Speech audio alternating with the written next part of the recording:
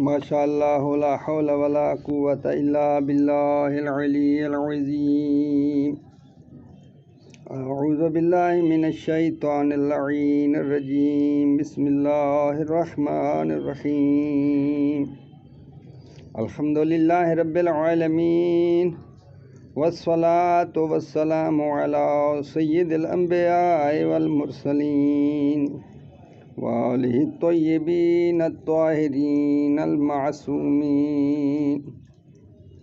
अम्मा बअदु फ़क़द क़ाल अल्लाहु सुब्हानहु व तआला फ़ी किताबिल मजीद। बिस्मिल्लाहिर रहमानिर रहीम। इन्नल्लाह अस्तफ़ा आदम व नूहन व आला इब्राहीम व आला इमरान अलल आलमीन। खालिक़ कायनात ने इस दुनिया में 1,24,000 अंबिया भेजे हैं। उन अंबिया में से सबसे पहले साहिब शरीयत नबी हज़रत नूह अलैहिस्सलातु वस्सलाम हैं। हज़रत नूह अलैहिस्सलातु वस्सलाम ने दुनिया को तबलीग दीन की, लेकिन लोगों ने हज़रत नूह अलैहिस्सलातु वस्सलाम की बात मानने से इनकार कर दिया। हज़रत नूह अलैहिस्सलाम को मुख्तलिफ़ तरीक़ों से सताते थे, उन पर जुल्म करते थे। तो आखिरकार हज़रत नूह अलैहिस्सलातु वस्सलाम ने बद्दुआ फरमाई कि ये कौम जो है ये बिल्कुल सुधरने वाली नहीं है, लिहाजा इन्हें बर्बाद कर दिया जाए। तो खालिक़ कायनात ने हज़रत नूह अलैहिस्सलाम से फ़रमाया कि आप कश्ती तैयार करें और फिर मैं तूफ़ान भेजूँगा और ये काफिर कौम जो है वो तबाह व बर्बाद हो जाएगी। तो फिर जब कश्ती तैयार हो गई तो अल्लाह पाक ने तूफ़ान भेजा।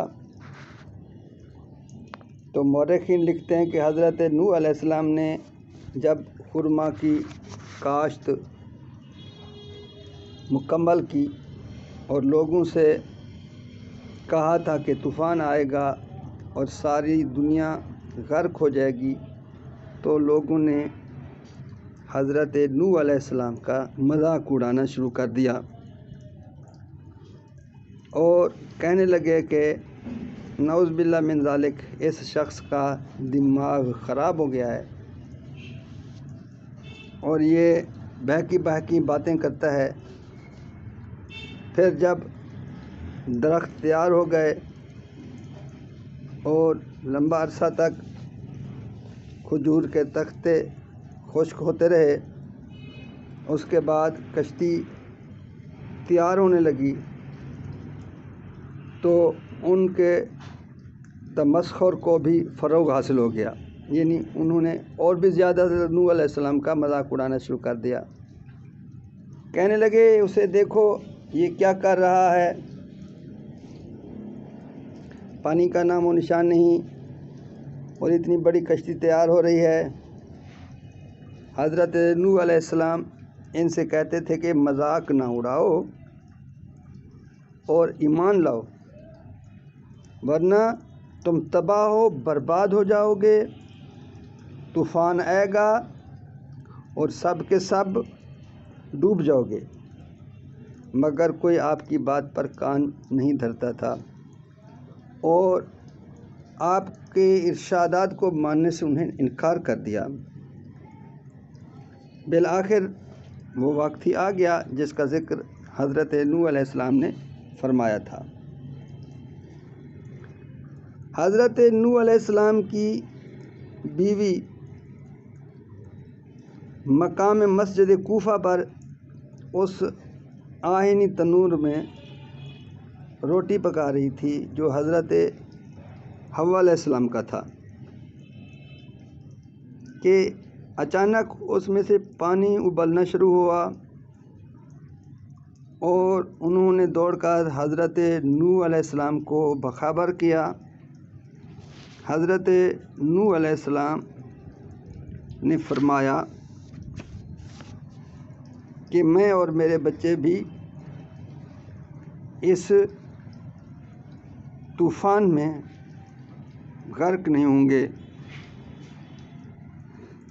تو حضرت نوح علیہ السلام نے اس تندور کے منہ کو ایک بڑے پتھر سے بند کر دیا اور بارگاہ خداوندی میں عرض کی کہ مالک، کیا ہم اس میں غرق ہو جائیں گے؟ ارشاد ہوا کہ اے نوح، میں نے تمہیں تمہارے اہل و عیال اور مومنین کو بچانے کا وعدہ کیا ہے، میں انہیں ہلاکت سے بچا لوں گا۔ اب تم فوراً سب کو لے کر کشتی میں سوار ہو جاؤ اور اپنے ہمراہ جملہ مخلوقات کے ایک ایک جوڑے کو لے لو۔ حضرت نوح علیہ السلام اس کشتی میں، جس کے 3 طبقے تھے یعنی 3 منزلیں تھیں اور 90 خانے تھے یعنی 90 کمرے تھے، خود بھی سوار ہوئے اور اپنے بچوں کو بھی سوار کیا اور تمام مخلوقات کے جوڑے بھی لے لیے۔ لیکن جب حضرت نوح علیہ السلام سب کو سوار کرنے میں مصروف تھے تو یہ تھی کہ مخلوق کا جمع کرنا، اور وہ بھی بہت ہی جلد بازی میں، بہت مشکل تھا۔ لہذا بارگاہ خداوندی میں عرض کی کہ مالک، ساری دنیا سے جانوروں کو کیسے اکٹھا کروں؟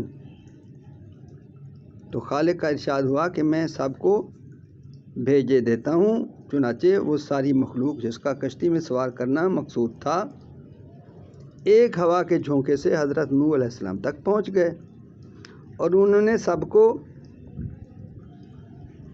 سب سے پہلے طبقے میں درندوں کو سوار کیا اور دیگر جانوروں کو سوار کیا، درمیانی طبقے میں کھانے پینے کا سامان رکھا اور اوپر کے طبقے میں انسانوں کو سوار کیا۔ ایک روایت میں ہے کہ دوسرے طبقے میں بھی جانوروں میں سے کچھ، کیونکہ چونٹی سب سے چھوٹی تھی اسی لیے اس کو اوپر والے طبقے میں رکھا۔ ایک روایت میں ہے کہ دراج یعنی تیتر کو بھی پہلے ہی طبقے میں رکھا۔ کتاب بدائع الاخبار اسماعیل سبزواری کے صفحہ نمبر 259 میں ہے کہ دراج محب آل محمد تھا۔ ایک روایت میں ہے کہ تمام جانوروں کو ہدایت کر دی گئی تھی کہ ذرا ایک دوسرے کے قریب جانے سے پرہیز کریں، لہذا شیر و بکری سب ایک ساتھ پرامن طریقے پر ٹھہر گئے۔ ایک روایت میں ہے کہ جب حضرت آدم علیہ السلام کے اس تابوت کو جو شمشاد کی لکڑی سے تیار کیا گیا تھا دوسرے طبقے میں اور باروایت تیسرے طبقے میں رکھا، اس کے بعد سب کو ہدایت کر دی کہ کوئی کشتی پر جوڑا نہ کھائے۔ ایک روایت ہے کہ اس وقت زمین پر بلی اور سور موجود نہیں تھے، اس لیے روانگی کے وقت وہ کشتی میں نہ آ سکے۔ ایک روایت میں ہے کہ کشتی میں جب جانور داخل کیے جانے لگے تو سب سے پہلے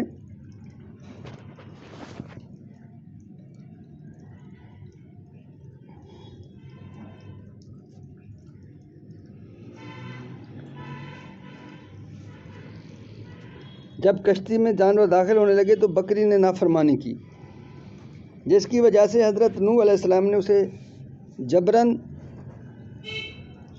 داخل کیا اور سب سے آخر میں گدھا سوار ہوا۔ مورخین کا بیان ہے کہ جب گدھا سوار ہونے لگا تو شیطان اس کی دم سے چمٹ گیا اور اسے اپنی طرف کھینچنے لگا، تو گدھے کے راستے میں اس کے پاؤں جو تھے 2 کشتی کے اندر تھے اور 2 پاؤں کشتی کے باہر تھے، اور وہ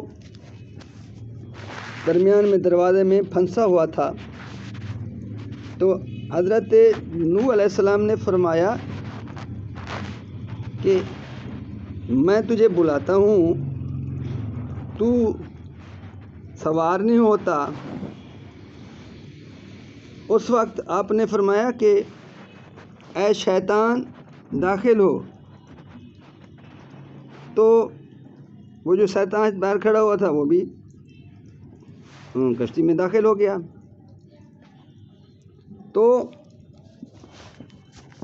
حکم خداوندی پہنچا کہ اے نوح اسے تعرض کرو اور اسے بھی رہنے دو۔ جملہ مورخین اور محدثین کا بیان ہے کہ قرآن مجید میں بھی ہے کہ حضرت نوح علیہ السلام نے کشتی میں لوگوں کو سوار کرتے وقت اپنے فرزندوں اور بیویوں کو حکم دیا کہ کشتی میں سوار ہو جاؤ۔